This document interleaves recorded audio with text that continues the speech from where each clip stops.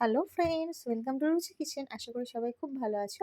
আজকের রেসিপি হলো চাউমিন। এরকমভাবে কিন্তু বাড়িতে চাউমিন বানিয়ে খেলে দোকান থেকে আর কিনতে লাগবে না। তো দেখো, আমি নিয়ে নিয়েছি ক্যাপসিকাম, পেঁয়াজ পাতা, বেবি কর্ন, কাঁচা লঙ্কা, বাঁধাকপি কুচি, আর হচ্ছে ডিম, পেঁয়াজ পাও ছাড়ানো, গাজর, আদা কুচি, আর সবচেয়ে হচ্ছে কমলা লেবুর খোসা। তার সঙ্গে ম্যাগি মশলা, ভিনেগার, আর অন্যান্য সোয়া সস, টমেটো সস এগুলো কিন্তু নিয়ে নিয়েছি।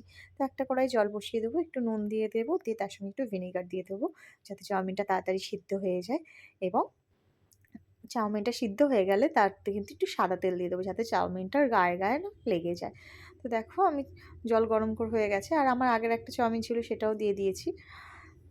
চাউমিনটাকে এরকমভাবে কিন্তু আপনারা বাড়িতে যদি বা চাউমিন বানিয়ে খান, কমলালেবুর খোসা দিয়ে না ফেলে দিয়ে, খেতে কিন্তু দারুণ স্বাদ হয়। তো দেখো, আমার চাউমিনটা সিদ্ধ হয়ে গেলে কিন্তু আমি এটাকে নামিয়ে নেব।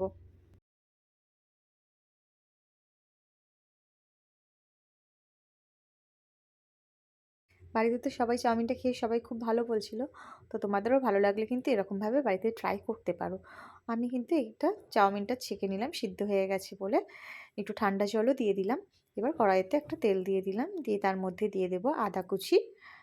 তেলটা গরম হলে এর মধ্যে দিয়ে দেবো আমি আদা কুচি, পেঁয়াজ, আর ডিমটা যেহেতু আলাদা কড়াই একটা ঝুড়ি করে নেবো, কারণ ডিমটা চাউমিনের সঙ্গে ভাজলে কিন্তু ভীষণ গুঁড়ি গুঁড়ি হয়ে যায়, খুঁজে পাওয়া যায় না। তাই জন্য কিন্তু আমি ডিমটা আলাদা ঝুড়ি করে নিয়েছি। তো পেঁয়াজটা দিয়ে দিয়েছি, এরপর আমি দিয়ে দেবো একে একে সব সবজিগুলো। কিন্তু দেখো না, গাজর দিয়ে দেবো। গাজরটা যেহেতু সিদ্ধ হতে সময় লাগে তাই গাজরটা আগে দেবো।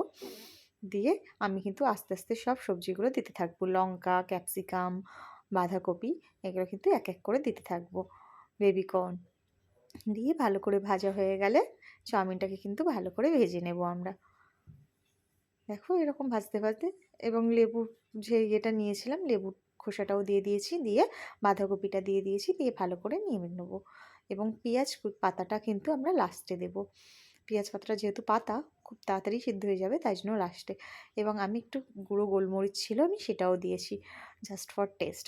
এবং স্বাদ মতো নুন দিয়ে দেবো, দিয়ে কিন্তু আমি এর মধ্যে একটু ভিনেগার দেবো, একটু সয়া সস দেবো, এবং একটু পাস্তা সস যেটা আমার ছিল, আমি কিন্তু পাস্তা সসটা একটু দিয়েছি। আপনারা চাইলে পাস্তা সসটা নাও দিতে পারেন। দিয়ে চাউমিনগুলো কিন্তু এর মধ্যে দিয়ে দেবো, দিয়ে একে একে করে কিন্তু ভাজতে ভাজতে এর মধ্যে ম্যাগি মশলাগুলো দেবো। আপনারা কিন্তু নুনটা একটু কম করে দেবেন, কারণ ম্যাগি মশলা দিলে ম্যাগি মশলারও একটা নোনতা স্বাদ আছে। তো দেখো, আমি এক এক করে ম্যাগি মশলা অ্যাড করলে চাউমিনটা খুব সুন্দর একটা কালার চলে আসবে। দেখেছো, আমার চাউমিনটা ভীষণ সুন্দর একটা কালার চলে এসেছে, এবং লাস্টে কিন্তু আমরা ওই যে আগের ডিমটা ঝুরি করে আলাদা করে ভেজে নিয়েছিলাম সেটা কিন্তু দিয়ে দিয়েছি। খেতে কিন্তু খুব দারুণ টেস্ট হয়েছিল। তোমাদের যদি বা আমার ভিডিওটা ভালো লেগে থাকে তো প্লিজ একটা like, comment, share, follow and subscribe করে দিও আমার চ্যানেলটা। এবং দেখো, সবাই খেয়ে কিন্তু খুব ভালো রিভিউ দিয়েছে, সবাইকার খুব ভালো লেগেছে চাউমিনটা খেতে।